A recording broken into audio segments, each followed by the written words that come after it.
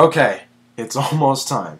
The DSi XL comes out in less than a week in the US, so I'd better get a freaking verdict out there for you people. Okay, just gonna jump straight into it. This is the console, right here. This is the DS Lite. This is very big in comparison. So we're gonna focus on the bigness of the DSi XL here. So, the real bigness here is the screens.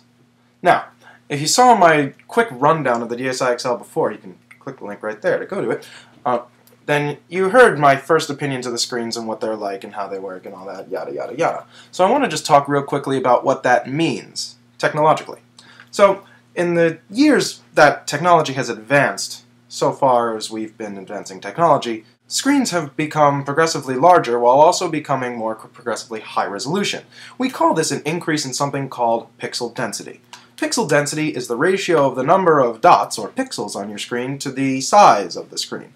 So let's say you have a 1 by 1 by 1 by 1 pixel screen, and that's 1 inch, then you have a, or 2 pixels per inch screen, because you have 2 pixels per inch, or 4 square pixels per inch.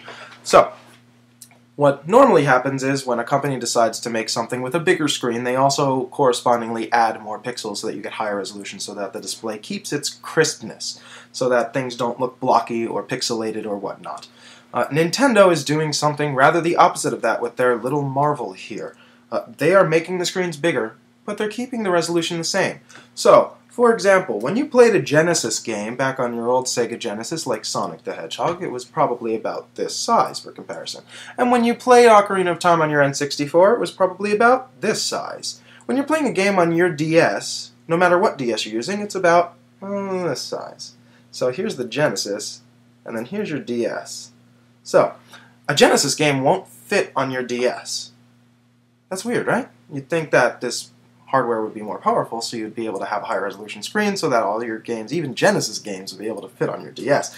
No, actually, Nintendo has been keeping this console decidedly low resolution since the DS Fat. So, we've run into an interesting conundrum because the DS Fat was blocky, had blocky pixels in and of itself. This screen's twice the size. So, what you end up with is you end up with something to the pixel density of the old Game Boy systems. Now, if you played the old Game Boy systems, then you remember that they were really blocky, and you could see each dot on the screen, and the sprites looked like sprites, and, you know, it was really low resolution.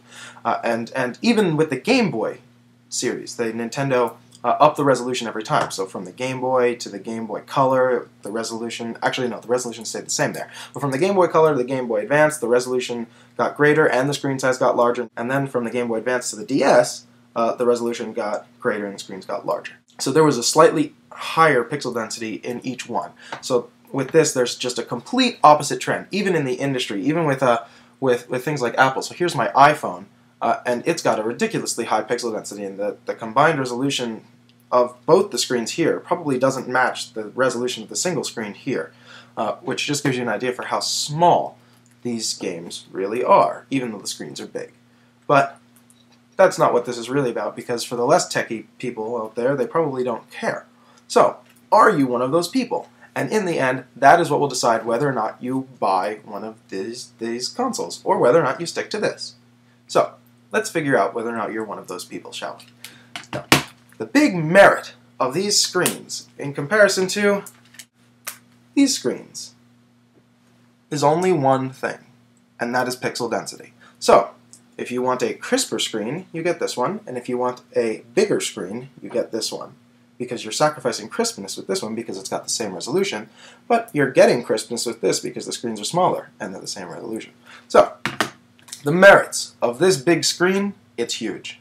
Big screens for touch have always been good. There's never really been a debate amongst techie people about whether or not a big screen is better for touching. And you can even think about it and say, wow, okay, if there's a big screen, I can touch it more, it gets better accuracy. So, all in all, a big screen for touching is good. You get that with here much more than you do with the DS Lite or the DSi. What that ends up being is games like Kirby Canvas Curse ends up becoming your favorite game because you can really draw on this screen, you can make big strokes, and it's fun to do. It's really fun. The screen quality with this is impeccable. It's much better than the DS Lite. It's about on par with the DSi. So the brightness and clarity of the color is just spot on. The touchscreen itself seems to be much more accurate than the DS Lite. Probably because since the DSi, Nintendo has kind of fixed up all their problems. You know, the touchscreen feels sturdier.